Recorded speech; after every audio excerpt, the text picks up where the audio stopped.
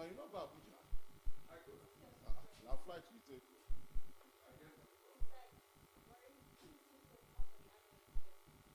Now motor na take. I do train.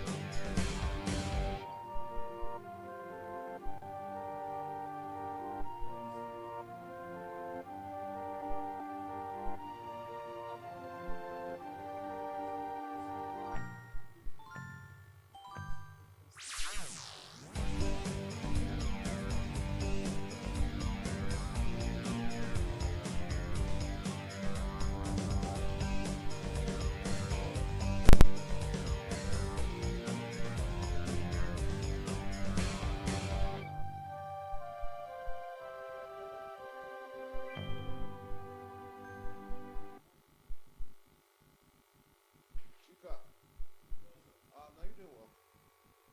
All right, a very good morning and welcome to yet another exciting edition of the program Morning Ride. Today being the 27th day in the month of January 2025. Good morning, Tanu. I am now the purple girl. Yes. Okay. I No, wonder no, no, where you no. got that name I saw, from. your birthday, you were looking smashing. Okay, that's Dashing. why you're calling me the I purple was so girl. robot. Digging it. Oh, yeah. Okay, good morning, Nigeria. Good morning, Deltons, and welcome to Morning Ride, Monday's edition. Just like Tanu just said, you're welcome to a word of information. This is what we give you the best and first-class information, seasoned information. It's the 27th day in the month of January 2025, and yes, January is gradually winding up. City Manager Appreciation Day starts to appreciate your managers, those at your place of work.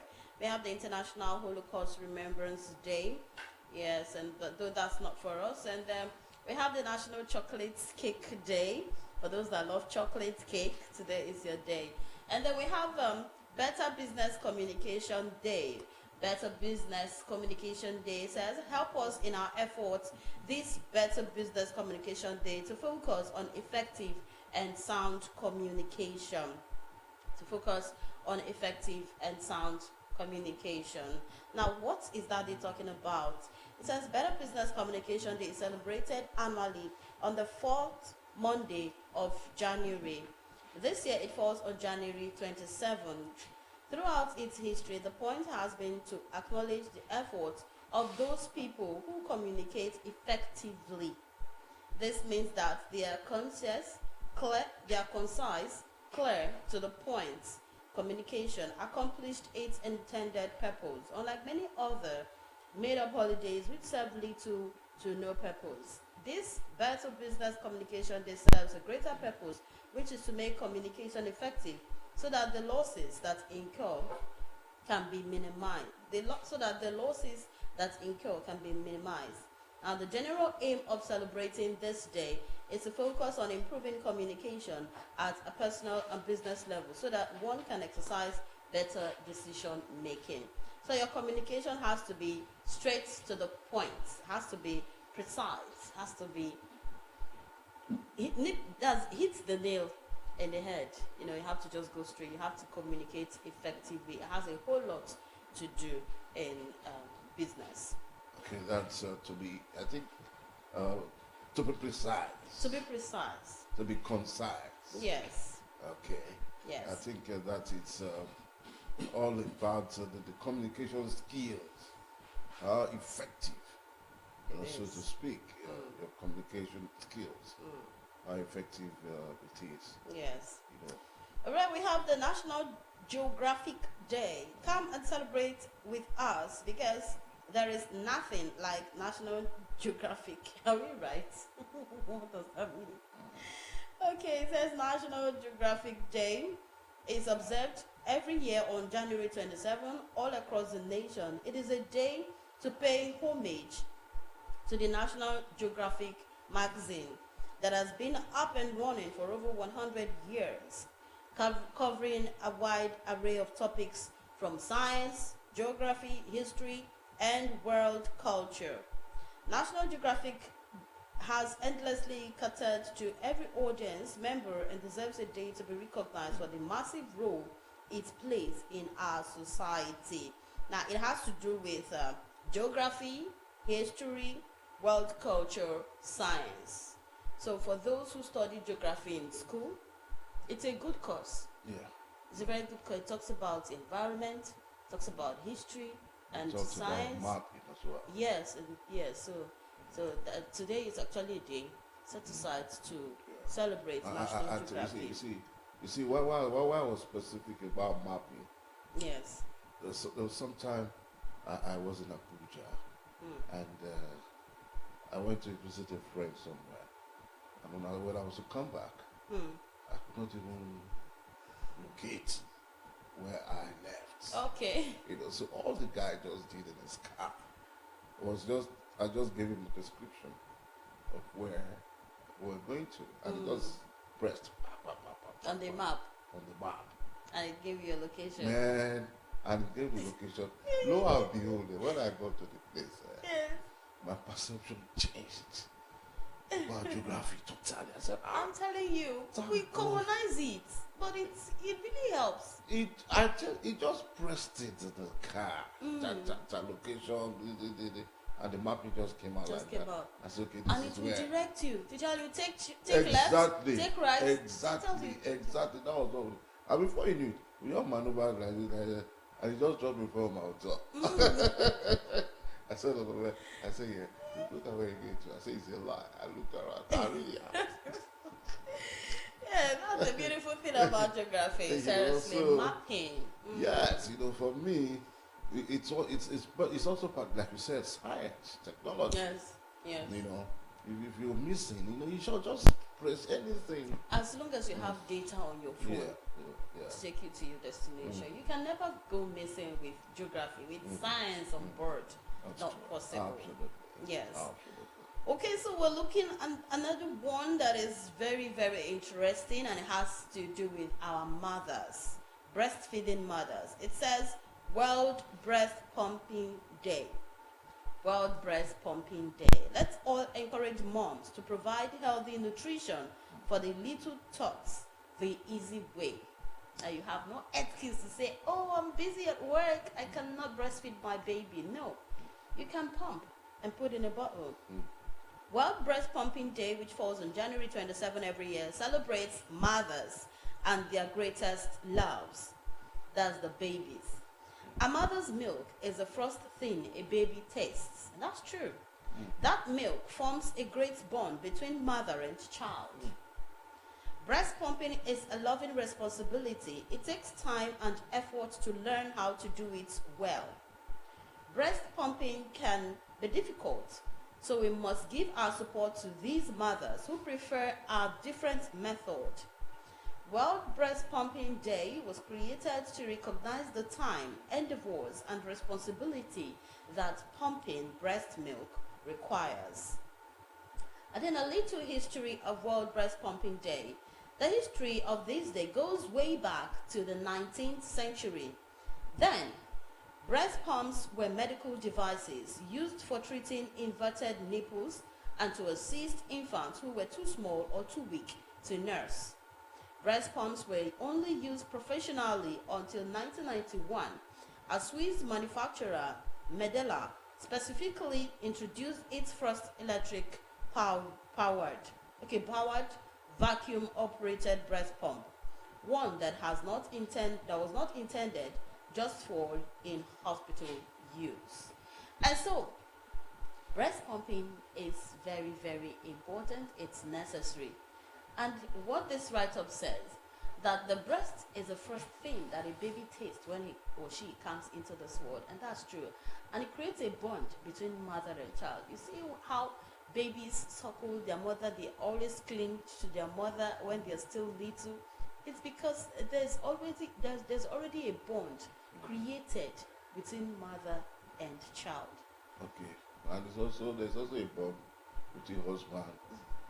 I know he's going to go there. No, there must be a bond. The tunnel that I know he's going to go there. So please, I will tell you breastfeeding mothers, learn to pump the breast you. milk for your baby. Breast milk makes your baby strong, healthy, grow well. In fact, it has a lot to do, especially the 6 months exclusive. No, I think that's exclusive. Exclusive, yeah, 6 months exclusive. But do you know that that's 6 months exclusive? Yes. Just came into vogue. Yes. How? Yes, because I think I would need to ask my mother. You know, how long did she give me that breast milk? You know, because I know that a child can even survive without it. What of those children that are born and they lose their mothers? Yes. Yeah. Can they right. survive?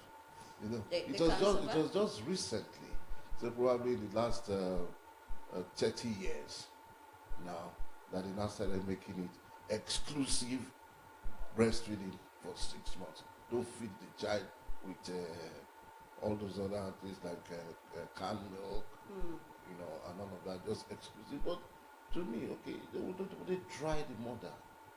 You know, what does the mother take to replenish, you know, all that the child has taken away from her?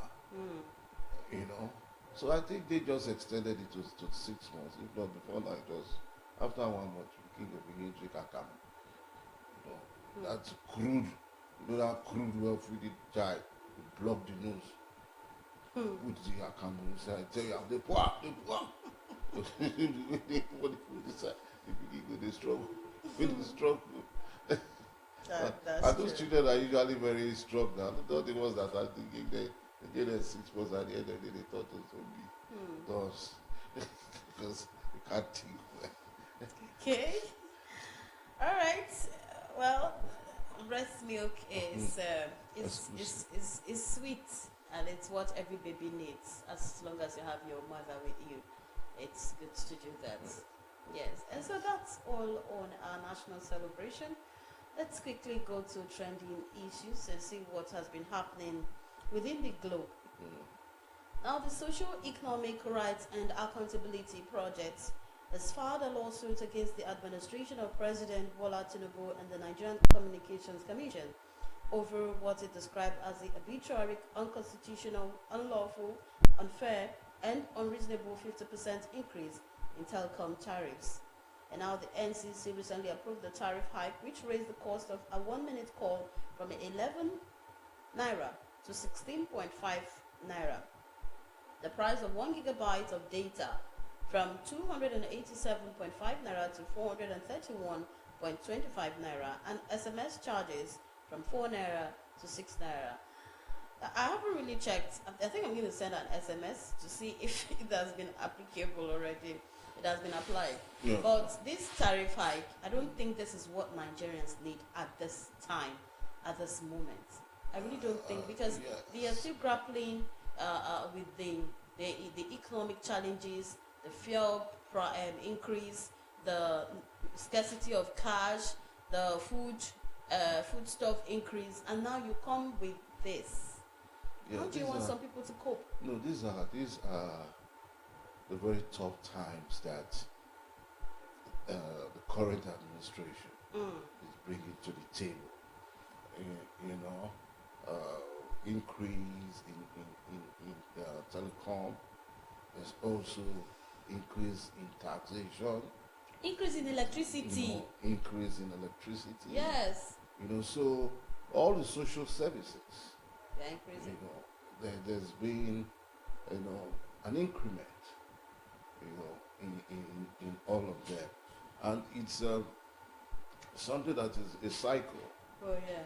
You know, it's a cycle because It goes around every sphere of life. For example, a sachet of water that used to be for 5 naira, it's not so any longer. A bag of rice that used to be for 85 naira, 200 naira, even 200 naira. Even if you go to the shortest of all these things. Yes. Coming from DBS Junction. From DBS Junction to the office here that used to be 50 naira. Before you know, it increased to 100. And now it's 200 naira. You can't bet the keke man for 100 naira. But you know, when you walk along the road, you see the ones that can take you for 100 naira. But you know what those guys... Those parks there. There are 2 parks there. You need to be cautious. No, one. No, let me tell you. There are 2 parks there. There's one at the beginning. And one in front. Then one in front. Okay. Because they know that if you beat that one at the beginning, you can't beat them at the second park. You understand? So you have, except you are not coming to DBS. But if you are coming to DBS, you can't beat either of those parks. Except you walk past them. So once you walk past them, you're already close to DBS. So why don't you just conclude your walking?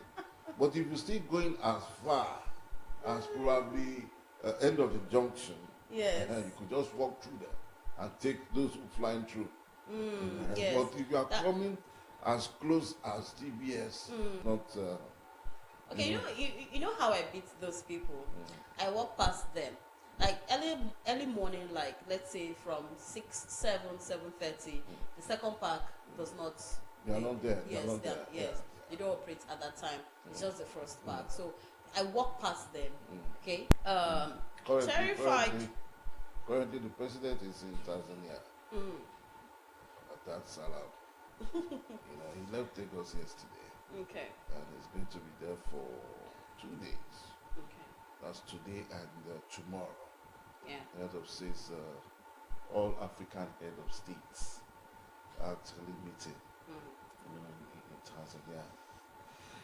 The president has gone to discuss. And I was saying, chatting the way forward. Chatting the way forward. I said, why did he not go to America? He will. To visit, to partake in Trump's investiture as the 47th president of America. No African leader went. He did not even invite them. Maybe they were not invited. Yes, he did not invite them. That's to tell you. I hope he's not shutting out Africans. Well, I think I don't know what Trump has against the black race. I don't want to say he's a racist. I don't want to say that, or he has this color segmentation attitude in him that probably makes him to detest, the blacks, except otherwise. Not even one African leader was invited to America. Well, it's his decision. Whatever he wants to do, he will do. But I don't think if any African leader goes there, he'll be bounced back. No, if you are not invited to America, you don't come. You don't come? Oh, is that how they work? Yes. Oh, really? You have to be invited because if you are invited, there's a space for you. Okay. Reservations and everything is made. Your seat, your name is on the seat. Where you sit will be labeled. Okay. Since all of that is not, Trump is a businessman, and when he left office, that vacuum, all that transpired in between that time that he left office, he's trying to run now with the speed of time, so as to make sure that he makes up for that 4 years lacuna, that he wasn't in office. But you see, yet another 4 years will come in a speed, and that will be over. I can't even contest again as American president. So he has this time now to do all that he wants to do. Either you say, if I hate you blacks, I hate you, but it's going to be for 4 years. But I don't want to believe, or I don't want to have that conception that he actually hates black. I think what he's trying to do is everybody stay in your country and develop your country. There's no need living your country undeveloped. I think that's what he's trying to do. Yeah, I think one gross that he actually has with the African, majorly because of the kind of leaders that we have. You understand? You know, in Nigeria, we sit on gold. You know that? But you see, there are some people that just have it to themselves. Look at what Shomolo was saying over the weekend. That some lieutenant generals, have access to these mines, illegally and all of that. And they just pack it. You know that Nigerians, that Africans should develop themselves with what they have, rather than looking at it from a personal self-aggrandizement. I own it all, I want to have it all. Human beings are very greedy. Very, very. Did you just put very? You should add very, very. A guy has, what would somebody be doing with 6 cars in his garage when somebody does not have one? They have a car for Monday, Tuesday, Wednesday. They have a car for church. They have a car for party. And somebody, your neighbor, does not even have one. And you can't spare. Okay. So let's take another trendy story. In fact, this has been going on for way too much. And I think it is a clarion call on the government to look into this. If it's to stop these tankers from plying the road in the daytime, it will be better because the casualties will not be too much. Now, just 2 days, was it 2 days back? Yes. A tanker caught fire in Enugu State and killed about 20 people, including 3 children. The incident occurred on Saturday, just 2 weeks after a similar accident in Niger State. And also last week, or weeks back, we had another one in Agbo, Delta State.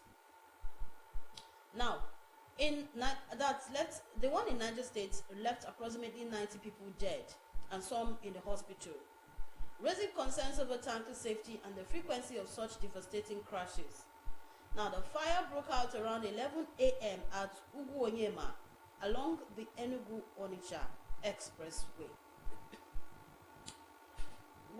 In fact, I can't really tell. This one, you would say this is people trying to scoop fuel. This is just a tanker that fell and the product spilled on the road and immediately it caught fire. I'm pretty sure it's the weight, the thing landed on the floor, just like the one that happened in Agbo. It's the way it landed on the floor that made it explode and it caught fire. And unfortunately, so many vehicles were there. And this thing happened. Yes. You see, Lilibet, I tell you something. Just see how people were roasted like goats.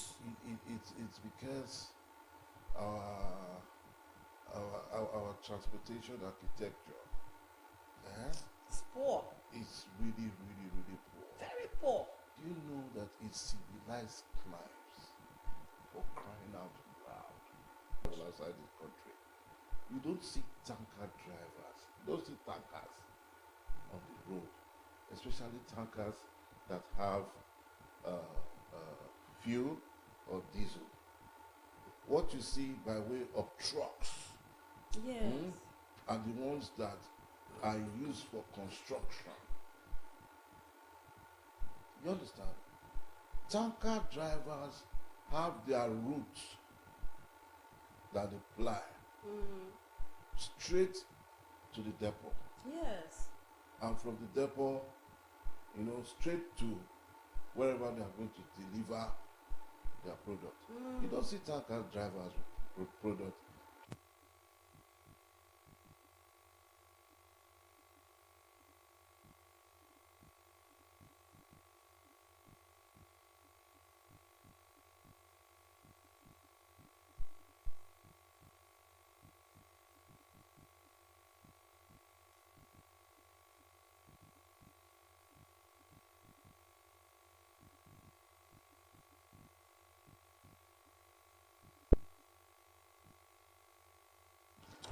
It is the grace of God that all these things that happen as a result of natural disaster that are bound to happen. Do you understand? But our prayer point should be that when all of these are happening, we should not be found around. That should be our daily prayers. Because Nigeria already, do you know how many tanker drivers pass through ABC Road on a daily basis? And they're going to drop fuel at they're going to drop fuel at you know what happened in this Ugoyema? It's a hill. It's a hill. That's the Ugoyema. Ugu is hill. So I think it was trying to calm down and failed to brake. That was what happened. That was a crash. And Tano, the way these tanker drivers fly on the road, they fly like the road belongs to them and no other person matters. You tell me. I don't know the kind of orientation they have. Is it because it's a big vehicle? It's a heavy truck, so they have to run anyhow they want? Because almost all of them, when you see them on the road, the way they fly on the road, you begin to ask yourself questions. Were these people actually sensitized about road traffic? No, you see, Do they have the same mentality? No. The mentality is not different from, ignorance.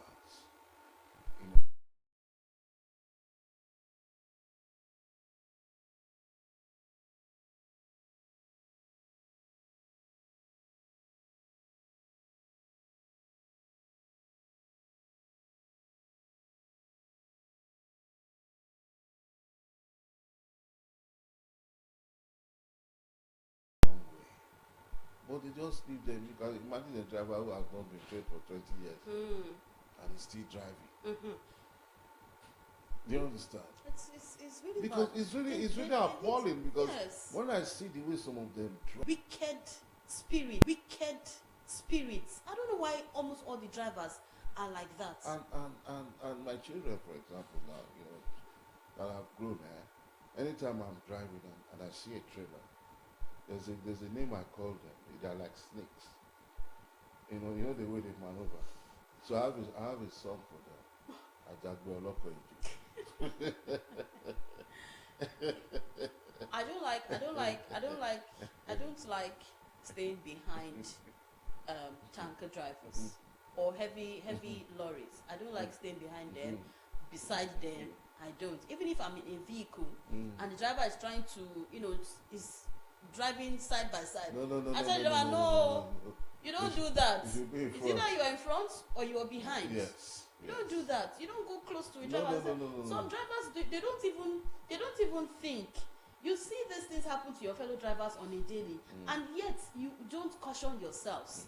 A tanker is or a heavy truck side by side, a heavy truck on a bad spot, even not on a bad spot, it is very, very wrong. Let's try and avoid this. Safety is key. We don't need the road safety personnel to tell us these things. This is common sense. It is what you tell yourself. It's as simple and as easy as ABC. So please, let's be very, very careful when on the road. Whether you're the one driving or you are a passenger in that vehicle, your driver is over speeding, you have a join it. You just sit and relax. They don't see anything. I can't be in some vehicle. I must stop. I must say something. Safety is key. So please let us live a life of safety. That's the right word. Safety is key. Yeah. And it's very, very important, most especially for our motoring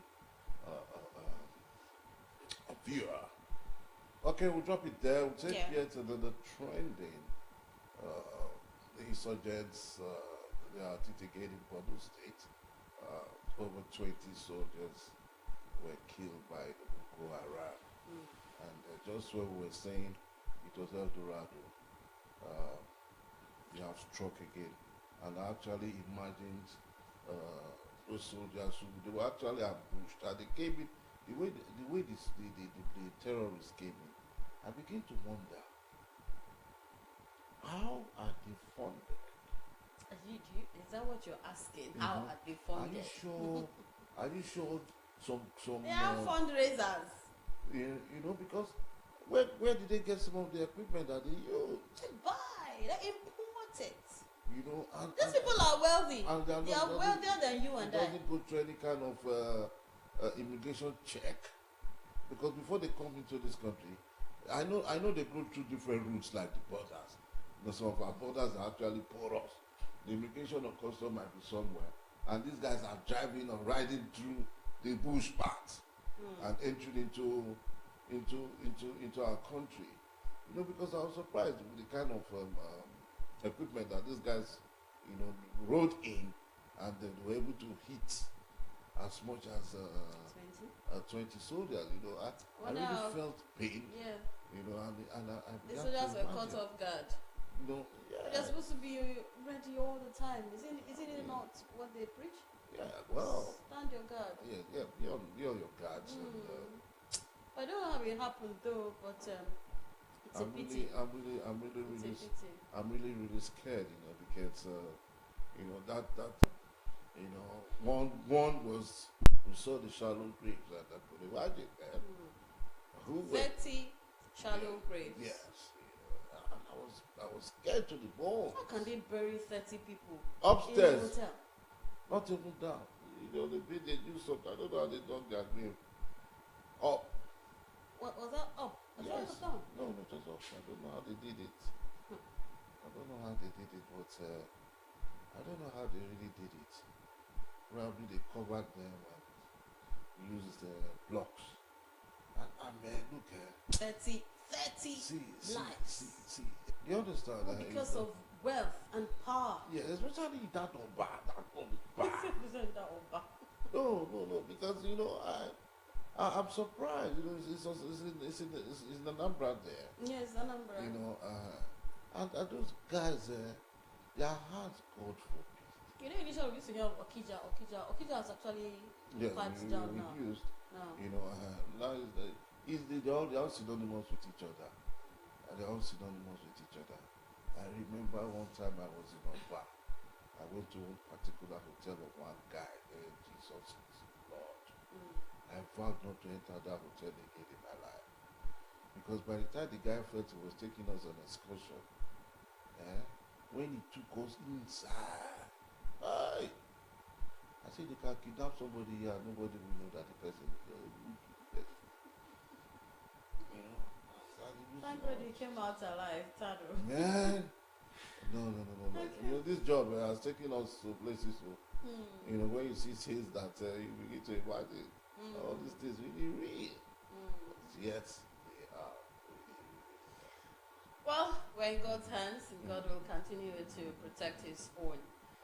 All right, we'll drop trendy issue on that. You know, then we'll be going to our papers. Well, we'll take a break fast. Yes, we'll take a breather. Yeah. We'll come back to the time for papers.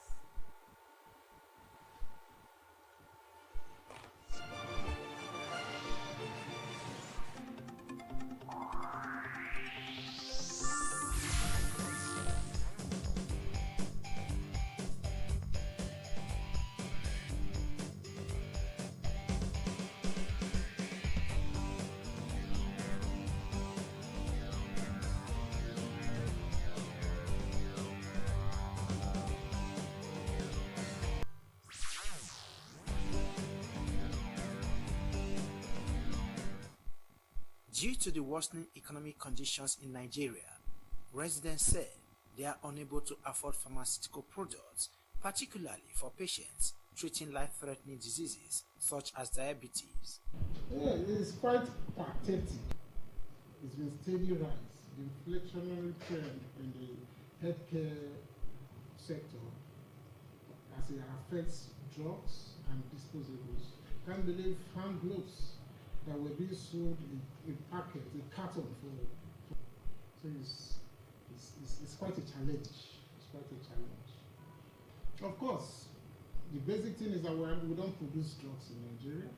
One, so most of the drugs that we use, either the finished drugs or the raw materials, are imported. So when you import things, of course, there's global inflation. There's global economic slowdown, and we have imported inflation. Then secondly, the naira has lost its value. So just like every other thing that's rising, you buy it at $1 before now. Okay, buy a dollar was what you could buy with 20,000 naira. You can't buy it with 100,000 naira because it's denominated in dollars. So that is the problem. It's caused by the value of and every other thing, because there is crisis. There's headers, farmers clashes, there's terrorists attacking the farmers, there are kidnappers going to track materials. That some of the industries that produce drugs in Nigeria would have used the basic raw materials that are used as condiments or that are used. Let me say, it's not a good time to be sick in Nigeria because the drugs that they are prescribing for people today, those that you buy for 3,500 naira, you go to the pharmacies or to the chemist, you see them now 15,000, 20-something thousand. It is not a good time to be sick in Nigeria. And to even make the matter worse, must we import everything? A lot of things. We have our health. I think if I may even give it's time to go back to our herbal medicines and all that. But Nigerians should look at how they can invest on our pharmaceutical companies, how they can do more research so that some of these drugs and everything can be produced right here in Nigeria. People are talking about dollar high, dollar going up and down. Must we import everything? Nigerians, our main people that everything should be able to invest in this thing. And most of the pharmaceutical companies in Nigeria, they are folding up because they said diesel, fuel and everything. Please, they said this drug because the things are getting high every day. Please, our government and everybody that is involved, the National Assembly and even the state government, let us go back and invest on our own pharmaceutical companies. Because the hike up in prices is affecting a lot of things in this country. Common man cannot even afford drugs to treat his or herself. What to do about it so that things can all go well for the common man. Thank you. Pharmaceutical products are being imported, or the machinery, the process, the materials used in making this drug, the pharmaceutical inputs are mainly foreign or imported. For that reason, dollar plays role. So if they expect anything better, if in the last few months dollar was 1,000 as to 1,000 naira for $1, now it's 1,480 naira. God forbid. But if nothing is done, it can go to 2,000 naira per dollar. In that case, pharmaceutical products which are being given special attention, special value in this part of the world, is likely to skyrocket. And except the government is going to make provision for free medical treatment, it means death rate is likely to be increased. Because before now, why people don't go to hospital is fear of the cost of medical services in the hospital. Now that you cannot afford open chemist or pharmacy in the streets. Few surviving manufacturers are shutting down. However, some health workers who spoke off camera blamed the rise in the price of drugs on the depreciation of the naira and the exit of foreign pharmaceutical companies like GSK in Nigeria.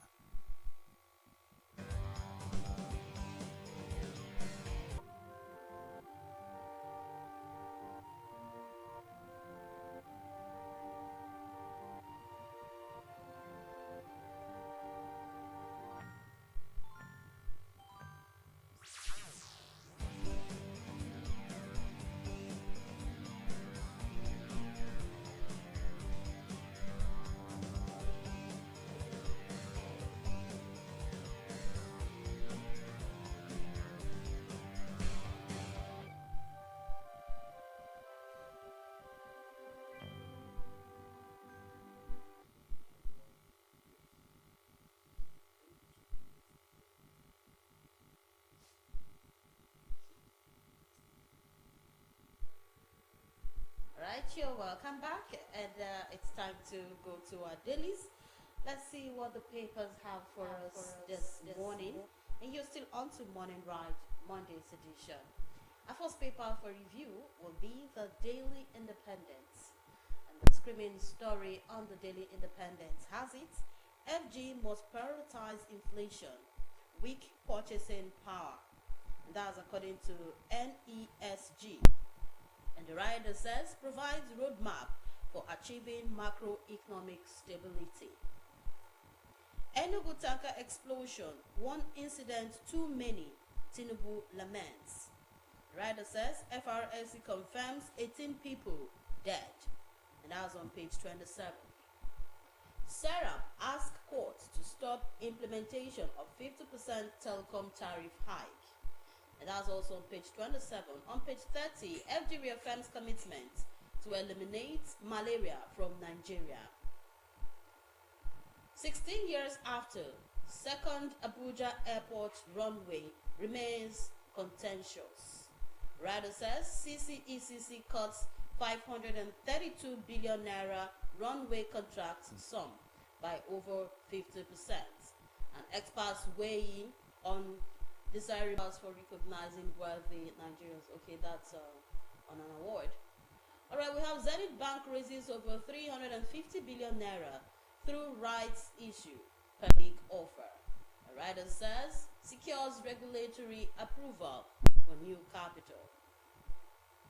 And the bottom strip we have don't invest in Riverset, STEX cooperative societies, SEC wants. Details on page 30. You can grab a copy of the Daily Independent to get more details. All right, the Daily Times, it's our next paper for review. The Daily Times has it this way. APC woos Governor Mutwang to join their party. Governor Mutwang of the People's Democratic Party. APC is actually moving around, wooing virtually everyone. Big there. Why federal government plans to decentralize NCAT, that is the National Civil Aviation Training School in Zaria. And that statement is credited to the Minister for Aviation, on Barrister Festus Keyamo. Investors gain 9 people in Nigeria last year. On page 5, 4 killed, many injured in Niger mining sites explosion. The explosion in Nigeria is becoming too many. Crude importation, vessel crisis may keep PMS price high. That's on page 3. On page 7, anxiety in Lagos, assembly ahead of Obasa's resumption. Also on page 3, Enugu tanker accident, tears as relatives besiege hospitals, search for victims. On page 6, 4 banks risk USSD disconnection today as Serap sues FG, NCC over tariff hike. Please, you need to grab a copy to know the 4 banks that will be at risk. Lugbe Estate, River Park Estate, page 29. All right, we have Zenith Bank. National Working Committee will meet to fix date. That's on page 8. Military confirms death of 22 soldiers in Northeast operations. Below the masthead, second Abuja runway project. Opera trails contractors alleged demand for 532 billion naira. That's on page 3, and the writer to that says the stakeholders astronomical increase from 90 billion naira to 532 billion naira. I just hope that we don't have some party there. On the flush debts, housing shortage wasn't as rental values skyrocket in Lagos and Abuja. 1 dead, 6 injured in dynamite explosion in Niger. Enugu petrol tanker explosion. Details on page 19. The writer says rises by 26% to $2.3 billion in 9 months. GAC members divided over Obasa's impeachment, and this is on the Lagos Assembly crisis. Bauchi Governor, foreign ministers, Bika, and this is on Tinubu's case. Army commander, 21 soldiers killed in Borno terrorist attack. Writer says 70 insurgents killed. Brazil slams US after dozens of deportees arrive handcuffed. That's on page 5. 25 dead as explosion hits mining sites in Niger State. Details on page 13. Okay, and on sports, World Cup fever, ex-internationals express fears. All right. And we have, okay, that's the columnist there.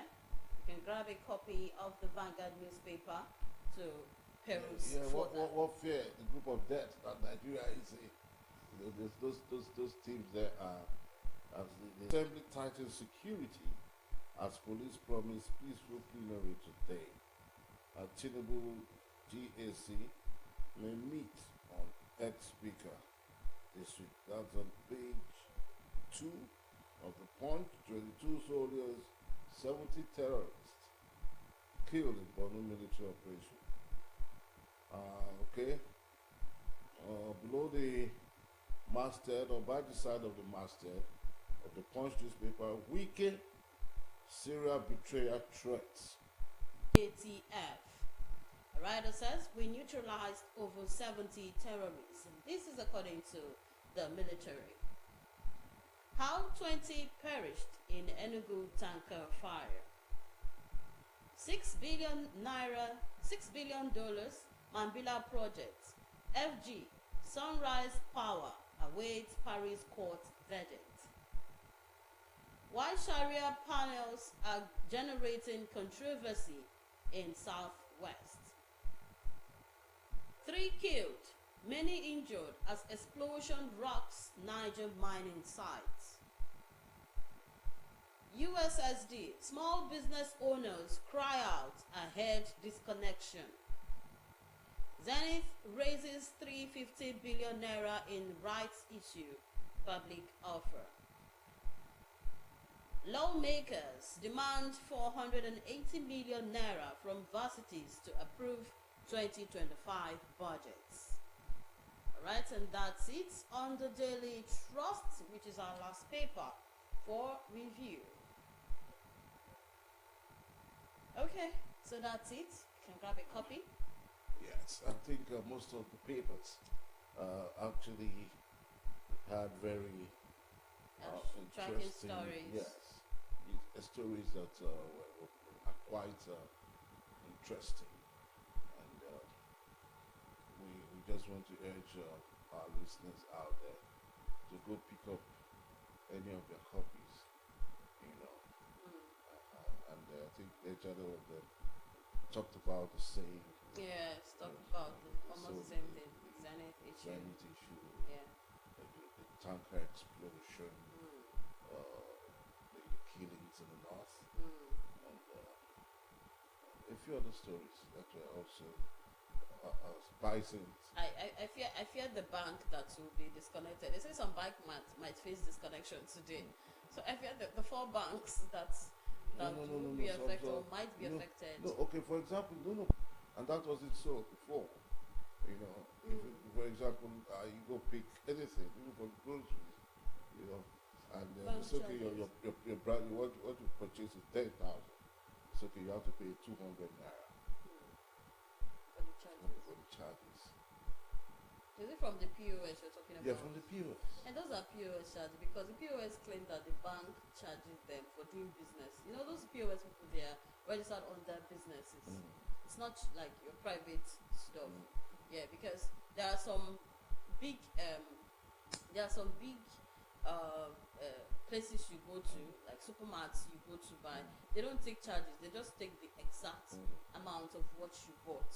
They don't take charges. But if you go to buy probably the smaller Yes. markets that has a POS. Yes. They Most take of a them charge. take charges. Yes. That's And that's the current thing. yeah, Before that's- it wasn't to just pay your stuff. Because there's this particular space I go to peak, you know, and it's been on. But recently, when I was to pay for a product, they say, oh, they collect charge. I say, why is that? See, the end of the day, comes. Yeah, you know why I feel they collect charges? Because they registered their POS for business. They use it as a business stuff. Like you can go withdraw money from them. That's why they are being charged. Go to a place like that and say, I want to withdraw money from you. Do you get? It doesn't work that way. Because they are not, it's not for transaction, buying and selling. It's And just also- for you to pay for your goods. They don't dispense money. And again, Lilibet, you see, the banks have a way of arbitrarily taking off 1,000 transfer, electronic transfer. Just, you know. Yeah, is that electronic they transfer, take those management, things- they tell you they- card management they and take- the rest of they it. take arbitrarily. I have to take it up with the bank. Arbitrarily, I know how many times, countless number of times, I would expect that my money should be to the last kobo, and you see, instead of something to be like 20 naira, for example, say 19 naira. But then what happened to that one? There's a particular bank that does that. One of the accounts that are wrong, they don't give me to the last kobo, the digits. Even when money enters your account, Yes. they charge you. They debit you for money entering your account. I don't know why it is so. They will give you a lot to even inform you that XYZ. And you know, They'll charge you a lot. ordinarily, for every purchase that you make, you know, through the POS or whatsoever, you're supposed to get your alert immediately. That's right. You understand? Immediately, not after. You know, and by the time you get it after, you just assume naturally that you know you've been debited. You know, and for example, you make a purchase today and it's tomorrow they now credit, they give you a credit alert at X, Y, Z, and you begin to wonder, did you ever go through all of that? Well, Okay, we'll take a break and when we come back, it will be our next.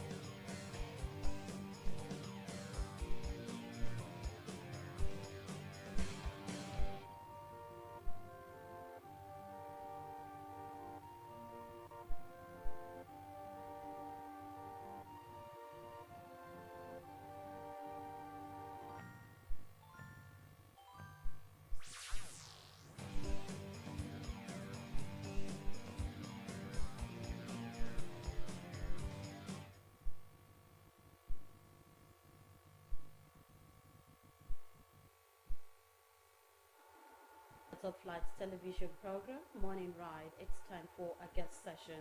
And this morning we're going to be talking about our growing public health concern.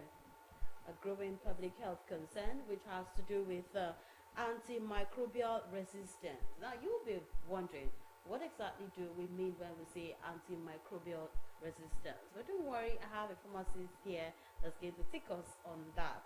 And join me to welcome pharmacist Gregson Idibofu. Good morning, good to have you, sir. Good morning, nice to be here again. Yes.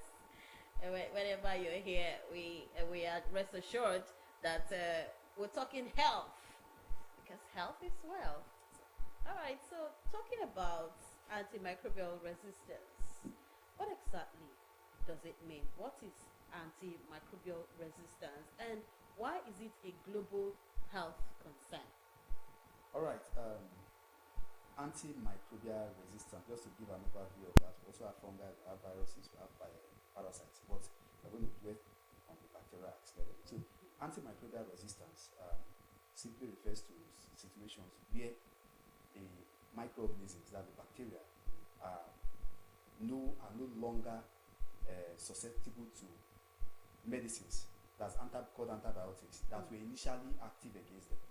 Now, this could be due to several factors, which in the course of the discussion we will outline them. Then it is a serious global health concern, because it's for one reason, for several reasons, but the important one is that it affects both the what we have to say. No point, let me take in the morning and take it in the evening. You're already misusing the antibiotic. When you do that, you are not giving room for the bacteria to do or to develop resistance. So because every organism has survival instincts. They want to survive, just like we humans want to survive. They also want to survive. So when you give that loophole, they look for ways to, there's a loophole, so we can actually modify around this. And once they modify, now the resistance can now develop in like 4 different ways. Actually 4 types of resistance now. In our medical cycles, we have 4 types. One is limited uptake of the drug. When you take a drug, the drug has to get into the system, is absorbed, what we call bioavailability, is now moved to via the intracellular fluid, blood and the rest of them, to the cells and the tissues where they are needed to function. To work, yeah. Now, what this bacteria will do now is to now reduce the uptake of that drug. So once uptake is reduced, limited, of course, you can't get the full results. Yes. That is one. The other one again is they modify the action side, that's the active side. The site where the medication is supposed to work, they modify them. There's what we call receptor. Yes. Now, if they modify the receptor site, after the drug comes in, now begins to move around. Just this, there is no familiar site to bind to, so that means the drug is now has been rendered useless treatment. But that empirical treatment, even though it's a lifesaver, is also a major cause of antibiotic resistance. All right. So how do microbes develop resistance to antimicrobial agents? Okay, fine. Like I said earlier, misuse. When you misuse them, you understand, it means you render them less effective against the antibiotic. Now, against the microorganism, that's the bacteria. Now, the thing is, if you want to destroy bacteria, if you want to treat infections caused by bacteria, now the goal is for you to, 1, use bactericidal or bacteriostatic agents. Now, I'll just break it down. Bacteriostatic means you are, let me use a simple, let's say attenuate. You break them down, you beat them to a level where they can no longer rise. Okay. That is one. Why bactericidal? Cider simply means you kill them. Completely. Now, there are some organisms, there are some bacteria that cidal action you cannot actually attribute cidal to, but you can render them bacteriostatic, you understand? So you get them to a level where they cannot be activated again. Why for others, you need to kill them totally. Now, if you are giving, the goal of antibiotic therapy is for you to render the bacteria ineffective, or to kill the bacteria totally. If you do either of these ones, it will have impact on the infection itself, because infections are typically caused by the microorganisms. So without the microorganisms, the infections, you solve the greater part of resolving that infection. So how do bacteria develop resistance? 1, you are using antibiotics against them. You are not using the right antibiotics that will render them ineffective or kill them. And now, if you kill them, even up to 90 for some of them, you kill even up to 90% of the structure, and you leave like 10% alone, they can rise. And when those ones are rising, they are going to because they have to survive now. They are going to modify. They will multiply, and they will now modify them so that when such antibiotic comes again, they now have a way of escaping its effect. That is one. So that's the basic one. So if you misuse antibiotics, you give room for the bacteria to actually develop resistance. Then another one again is when you overexpose the antibiotics to bacteria to the antibiotics, is also an issue. You know, like I said earlier, over familiarity. You now know that once Mr. John comes to the house, after greeting, the next thing he will say is, can I get cold water? After he will say, I was hungry, I would have eaten at home. You know the person's strategy, so you mark it. So next time he comes in, once the person greets, you just say, I'm going out to have an emergency to attend to. So the same way applies here. So once, because you have overexposed the bacteria to the antibiotics, now they begin to develop resistance, especially if that antibiotics is not the most effective against them. Okay. That is one thing. So that is why we always preach before you commence treatment with antibiotics. I mentioned earlier that there is room for empirical treatment, but that empirical treatment is also abused in our society. And somebody can come in with a complaint of infections. Probably based on our discussion, I could say, okay, fine, let me start you with this antibiotic. This one, I believe, should be able to address this, because there's room for you suspect until you do a laboratory test. Every other thing you are treating on suspicion. Until the person comes to the lab test, okay, this is the exact organism causing this infection. Whatever you are treating is on suspicion. That's why we call it empirical treatment. You just broad treatment. Okay, if I use product A can have effect against all these 10 common organisms that have this symptom. You can initiate therapy with that. But the second thing you do after initiating therapy is to send the person to the lab. Yes, to get tested. And the person will come. There's what we call sensitivity test. You will do a sensitivity test. Based on that sensitivity test, you can now modify your treatment. Which one is resistance? Exactly. And there's another word. If you're resistance and what's the other one? Susceptible. Okay. Resistant. Sensitive. That we call it sensitivity test. Some of them are you can say sensitivity. You have sensitive and resistant. Sensitive means that the antibiotic can work against the organism, the bacteria. Resistant means that this one cannot work. So there is no point. No matter how big it is, there is no point using it against this organism.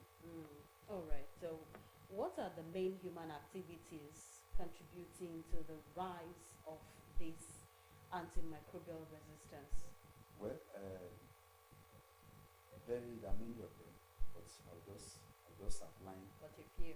2 or 3 of them that are peculiar to us both as health professionals and as non-health professionals. Okay. So that's drug users. Yes. So the first one is like I've said it like 3 or 4 times.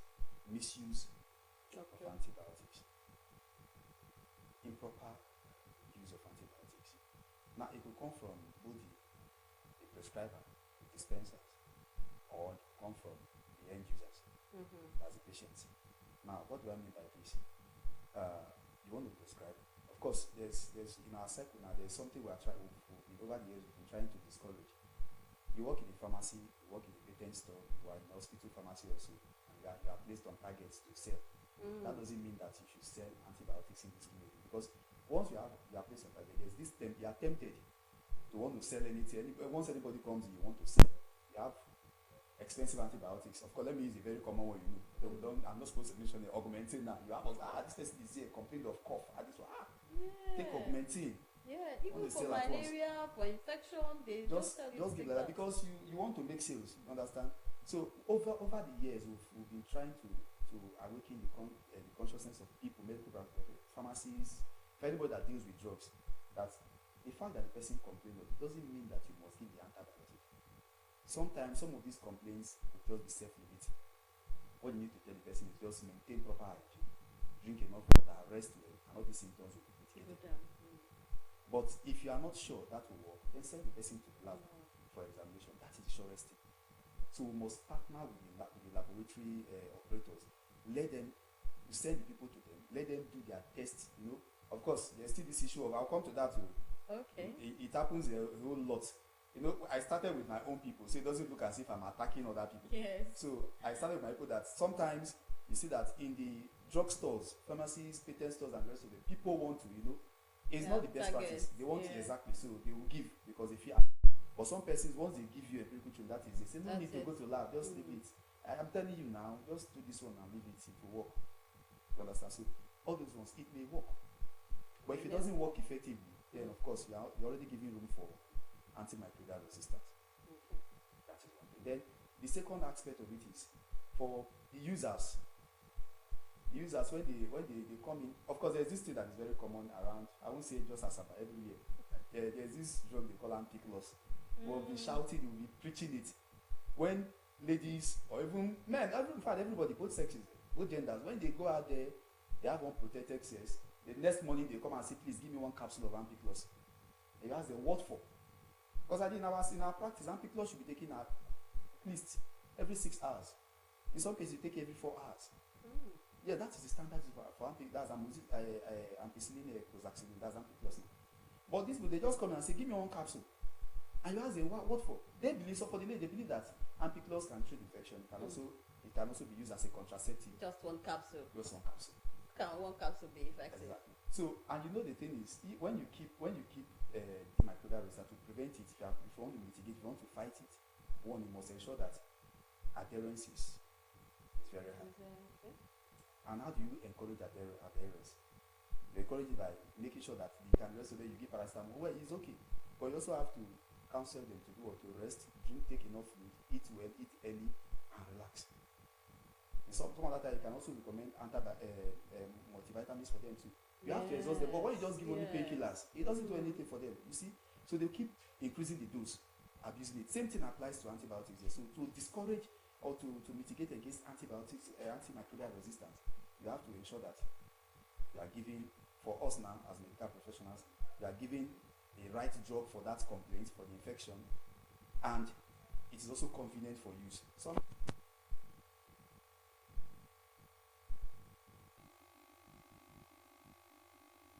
This was what I used. They gave me at the hospital at the pharmacy.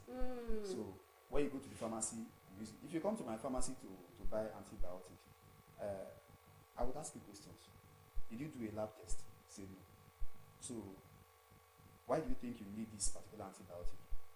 That's what I use when I have this kind of thing. Say, okay.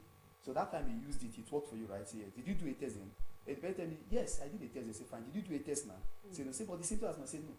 Symptoms can be similar, but they can be caused by different different bacteria. So you need to still do a test, a repeat test, so that we're sure of the antibiotic that you should be using. Work for it. Use antibiotics. It's really alarming. Yeah, you're right. They really need to be sensitized. But I think your sensitization should not just be within the hospital space. Yes. I think children in schools should be told, because those are even the ones that run to the pharmacies to get these antibiotics, because when they get any symptom, they are not really learned. They don't know what it means to go for a test, to know exactly what is wrong with them. So I think your sensitization campaign should be stretched to those parts, to those children. Now, you were talking about improper use of antibiotics. Now, how does the overuse or misagriculture lead to resistance? Okay. Agriculture. So, there are several chemical substances that are used in agriculture. Some of them for pesticides, some to treat different diseases. Yeah. And the impact of this is that some of these chemical substances, they are also ingested by humans, and humans that consume agricultural products. In livestock management, for instance, people that deal with poultry, piggery, and the rest of them, they use so many antibiotics. There's an excessive abuse of antibiotics in livestock, and that is also another issue that we also need to address. Now, we can talk to human beings, but do you know what if the person has a poultry, do you know what the person gives to the animals? So that is where sensitization will actually come in. So when you give, of course, I was shocked the other day when somebody told me that they give, of course they do, that they are recommended medications for poultry. Yes. But some persons, once their birds start to combat this issue of antimicrobial resistance, Okay, so what steps, quickly now, what steps can individuals take to reduce the risk of combating this AMR, yes, fine, yes. short form? Okay, I'll just take them from both the medical angle and the non. For example, now if they tell you your sensitivity test that this antibiotic A can, when you do your test, you see that they write 3+ for some, they write 2+.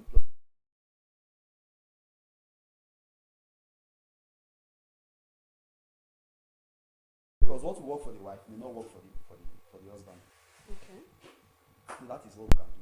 Alright. Then again, awareness, self-awareness is there. Self-awareness. Do local campaigns. Don't misuse antibiotics. You must do local campaigns. Then from our own side too, when you come to our pharmacy, to the hospital, we also do our own small campaign that you shouldn't abuse antibiotics because of the complications. Now, one thing I did mention is that antibiotics, antimicrobial resistance has the potential to cause death. Okay. Yes, that's one of the complications. Can cause death. No. Oh, thank you so much.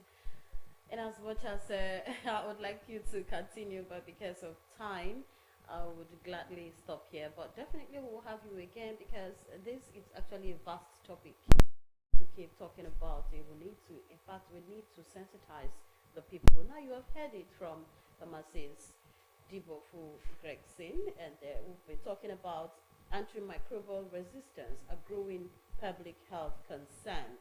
Now you have to ensure proper diagnosis. Go to a laboratory, a certified laboratory, and get tested. And also get a proper prescription from a medical practitioner, okay, before you use any antibiotics. It's very important that you do that. So when you do this, we'll stay safe and we'll stay healthy. Thank you so much, pharmacists, for gracing this couch and talking to us about this topic. Thank you for having me here.